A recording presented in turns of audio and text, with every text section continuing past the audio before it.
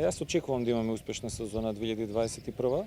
Успешна сезона од неколку аспекти. Ако ги гледаме бројките и изминатиот период и можноста да се патува кај нас, мислам дека не очекува добра туристичка сезона, дури многу блиску да се подготвиме кога е доиран по прашање, многу блиску до бројките од 2019 година.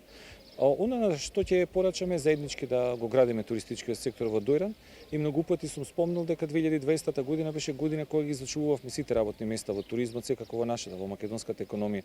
Ајде 2021 година, како што државата како мајка ги прегрна своите чеда, тогаш и сите останати да ги вратат на таков начин со уште повеќе работа, бидејќи она што треба да го искористиме да надокнадиме 2020 година во туристичкиот сектор.